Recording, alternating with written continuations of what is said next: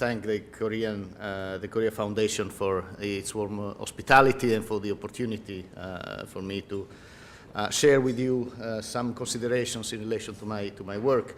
In particular, I would like to thank the President, Ambassador Kim, and his colleagues for their initiative. This is my first trip to Korea, but I have to say, having been in the job for less than a year, I have had ample opportunity to witness the strong engagement of Korea as a cooperation partner of the OSCE within the organization. Today I will meet with the foreign minister, and I realized that he was also ambassador to the OSCE at some point in his career before taking up this post.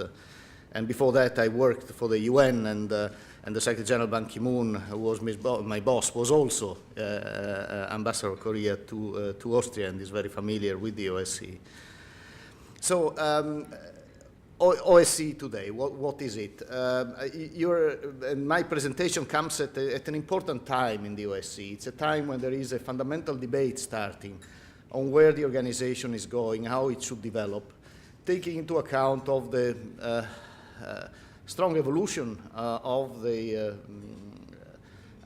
geopolitical, geostrategic conditions in Europe, in the wider Europe, as we look at it from the OSCE perspective since the time of Helsinki.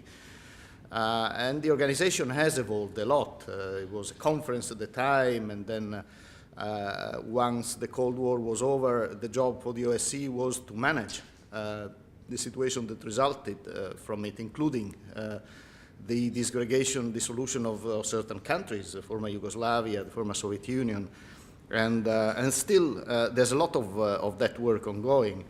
But then with the turn of the century, we started looking at the global issues, and also our own approach of security changed in many ways. Security that was traditionally, from the time of the Cold War, looked at from the perspective of security as a zero-sum game. The arms control, the search for balance, and the search of stability. At some point, this equation changed because the global challenges became such that the security could be perceived by many as a win-win situation.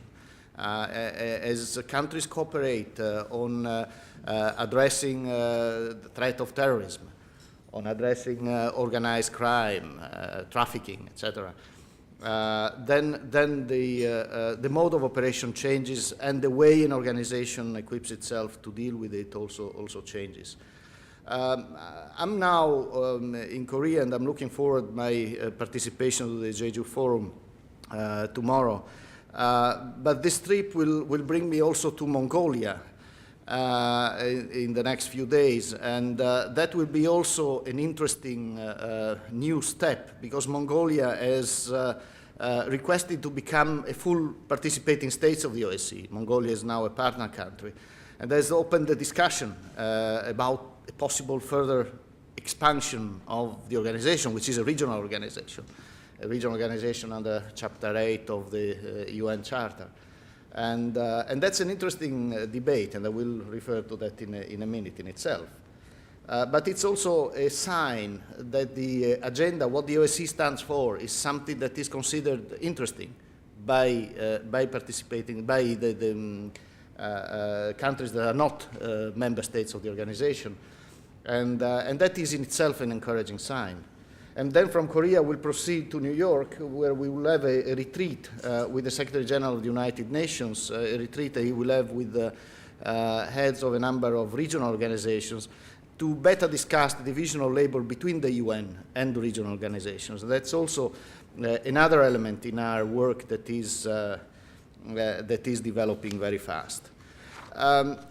When I say that there is still an agenda that we need really to rethink it, we're looking also at a time frame for that. 2015 will be Helsinki plus 40, as we call it, the 40th anniversary of the Helsinki Final Act. And perhaps there would be a good occasion to try to develop an agenda that reflects the current state of affairs, taking into account all these elements that I mentioned, the new approach to security, but also new relationships within the organization.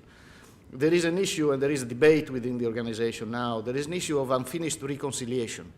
And some of the conflicts and some of the issues that we still have on the agenda also go back to that, go back to a problem that was was solved in its immediate expression, but when the deeper roots still need to be addressed, because there is still a possibility that crisis may resurface.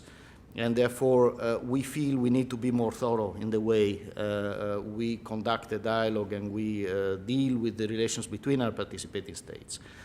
The OSCE, just to try to define it very briefly, the OSCE is, as I say, is a regional organization, but it takes into account also regional relations in a broader way, taking into account geopolitical, geostrategic considerations, though we have a transatlantic dimension because that's very visible when you're in Europe. But there's also a Eurasian dimension which we inherited in a way with the dissolution of the Soviet Union and with the Central Asian countries become full parties in the organization, and this Mongolia debate, so there's also this expansion there. And this Eurasian dimension got even more profile in the organization with the Kazakh chair a couple of years ago. And Kazakhstan managed something that a number of previous presidencies didn't manage to do, that was to have a summit of OSCE heads of state and government.